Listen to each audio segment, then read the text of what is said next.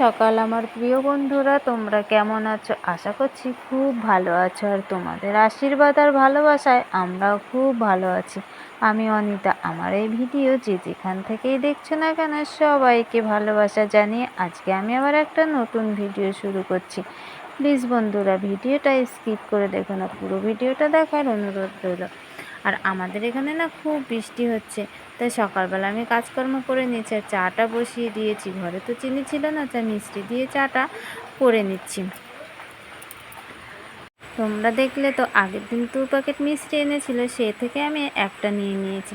তো দেখো বন্ধুরা, আমার চাটা হয়ে গেছে। আর গুড্ডুর পাপাকে বিস্কুটও দিয়ে দিয়েছি। বিস্কুটটা শেষ হয়ে গেছিলো, তাই আগের দিন একটা দিয়েছি, আজকে কিন্তু দুটোই দিয়েছি। তাই কী বলো তো বন্ধুরা, আমি এখানে একটু আলু ভাজা করে নিচ্ছি। আগের দিন রাতের না অনেকটা ভাত ছিল, তাই কী বলো তো, ভাতগুলো ফেলে দেবো, তাই আলুটা ভাজা করে নিই।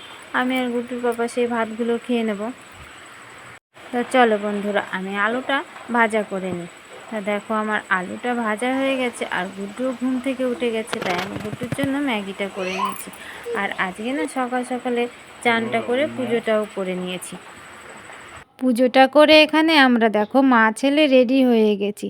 আর আমরা রেডি হয়ে গেছি অনেকক্ষণ ধরে। আর কি বলো তো, বাইরে না প্রচুর বৃষ্টি হবে, বেরোতেই পারছি না। কখন থেকে রেডি হয়ে বসে রয়েছি। আর গুড্ডু তো প্রচণ্ড বায়না করছে, চলো তাড়াতাড়ি চলো। কিন্তু কি করে বেরোবো, বৃষ্টি কখন থামবে তার তো ঠিক নেই। আর বেড়াতে যাওয়ার কথা শুনলে আমার গুড্ডু সোনা খুব খুশি হয়। বেড়ানোর কথা শুনলে একদম উড়ে চলে, যেন যে কখন আমরা যাব আর কখন বেরোবো, শুধু সেই অপেক্ষা করে। আর আমাকে শুধু বলবে, মা তাড়াতাড়ি রেডি হও, আমাকে রেডি করাও। আমরা আজকে সবাই মিলে যাচ্ছি আমার শ্বশুর বাড়িতে। ওখানে তো পুজো আছে, সেই জন্য আমাদেরকে যেতেই হবে। 2 দিন আগে যাওয়ার কথা ছিল, কিন্তু আমরা যেতে পারিনি, মায়ের কাছে ছিলাম। আর তারপরে ওখান থেকে এখানে এসেছি, এবার ঘরে 2 দিন ছিলাম, তারপরে আজকে যাচ্ছি। তাও যাব বলে দেখো কখন যে বৃষ্টি থামবে তার তো ঠিক নেই। তা চলো, বৃষ্টিটা একটু কমেছে, এইবার বেরোনো যাক। তাই আমরা বাইকে করে 3 জন চলে আসলাম। আর ভালোই বৃষ্টি হালকা হালকা হচ্ছিল, কিন্তু বাইকটা জোরে চালিয়েছে তো, তাই তাড়াতাড়ি পৌঁছে গেলাম। এটা হচ্ছে সন্ডালিয়া স্টেশন, আর আমরা সন্ডালিয়া স্টেশন থেকে হাসনাবাদ ট্রেন ধরবো। তাই গুড্ডুর পাপাকে বললাম টিকিটটা কেটে নিয়ে আসো, কিন্তু গুড্ডুর পাপা কিছুতেই যেতে রাজি হচ্ছে না, কারণ অনেকটা রাস্তা যেতে হবে। আবার হচ্ছে 2 নম্বর প্ল্যাটফর্মে, আমরা একদম ট্রেনের মাথার দিকে দাঁড়িয়ে রয়েছি, আমাদের ওখান থেকে নামতে সুবিধে হয়। তো ও তো কিছুতে যেতে যাচ্ছে না। আমার তো কিন্তু ভয় লাগছে, যদি ট্রেনে টিটি ওঠে আর যদি ধরে নেয় তাহলে তো অনেকটা টাকা ফাইন নেবে। তাই দেখো, আমি চলে আসলাম টিকিটটা কাটতে, আর আমি টিকিটটা কেটে নিয়েছি। অনেক কষ্টে দৌড়ে দৌড়ে এসেছি।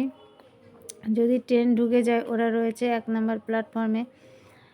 দেখো আমি চলে এসেছি, আর গুড্ডু বায়না করছে একটা চিপস খাবে, তাই ওকে চিপসটা কিনে দিলাম। দেখো আমরা ফাইনালি ট্রেনে উঠে গেছি, আর জানলার পাশে একটা সিটও পেয়ে গেছি। তা আমরা বসে রয়েছি, আর গুড্ডু সোনা বাইরের ওগুলো দেখছে। আর গুড্ডু সোনা না ট্রেনে উঠতে খুব ভালোবাসে, ও একদম ছোট্টবেলা থেকে ট্রেনে উঠছে, ওর কোনো অসুবিধা হয় না। দেখো আমরা ফাইনালি স্টেশনে নেমে গেছি, আর এখন যাচ্ছি টোটোর কাছে হেঁটে হেঁটে। আর গুড্ডু সোনা আমার কোলে রয়েছে, গুড্ডু সোনার পাপার কাছে ব্যাগটা রয়েছে। দেখো আমরা চলে এসেছি টোটো স্ট্যান্ডে। দেখো টোটোতে উঠেছি, এত পরিমাণে ঝাঁকি দিচ্ছে, রাস্তাটা এত খারাপ কি বলবো তোমাদের। দেখো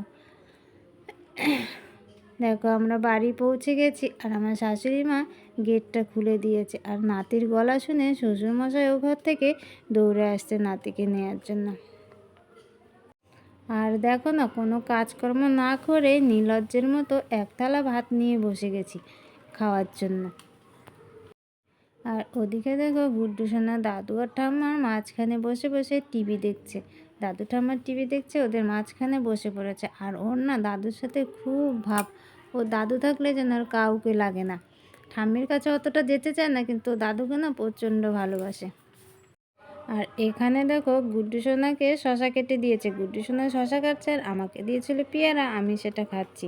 আর গুড্ডু সোনা এখন পেয়ারা নিয়েছে, আবার ওটা রেখেও দিল। ও পেয়ারা খেতে অতটা ভালোবাসে না, কিন্তু শশা খেতেও খুব ভালোবাসে। তা দেখো আমরা একটু শুয়েছিলাম, আর ঘুম থেকে উঠেছি, এবার সন্ধ্যেটাও হয়ে গেছে, অনেক জার্নি করে ট্রেন করে এসেছি তো, খুবই কষ্ট হচ্ছিল। আর গুড্ডু সোনা খুব কাঁদছে বাইরে যাওয়ার জন্য, এখন তো সন্ধে হয়ে গেছে, এখন তো বাইরে যাওয়া যাবে না। তা দেখো বন্ধুরা, আমি সন্ধেবেলা চা বসিয়ে দিই। শাশুড়ি মা ভাতটা তরকারিটা করেছিল, সেগুলোতে নির্লজ্জের মতো খেয়ে দিলাম, কিন্তু চাটা অন্তত করে দিই। তাই ভাবলাম চাটা করে নিই। আর চাটা দেখো আমার করা হয়ে গেছে। এবার সব গ্লাসে গ্লাসে আমি চাটা ঢেলে দিচ্ছি। শাশুড়ি মা না চাটা খুব ভালোবাসে, ওই জন্য একটু বেশি বেশি করে দিয়ে দিলাম। আর দেখো থালায় আমি দিয়ে দিয়েছি বিস্কুট। শাশুড়ি মা ওখানে চা খাচ্ছে, শ্বশুরমশাই ওখানে বসে রয়েছে। শ্বশুরমশাই তো চা খায় না, তাই গুড্ডু সোনা আর দাদু খেলা করছে। তা আমি এখন এখানে বসে একটু চা খেয়ে নিচ্ছি আর একটু টিভি দেখছি।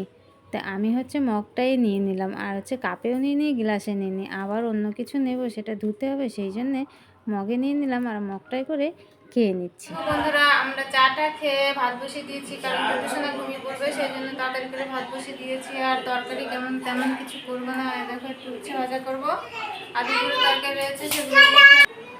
চলো বন্ধুরা, ভিডিওটা আজকের মতো এখানেই শেষ করছি। আমাদের ভিডিওটা যদি ভালো লাগে একটা লাইক করো, আর নতুন নতুন ভিডিও পাওয়ার জন্য চ্যানেলটি অবশ্যই সাবস্ক্রাইব করো। আজকের মতো টাটা, সবাই তোমরা ভালো থাকো, সবাইকে গুড নাইট।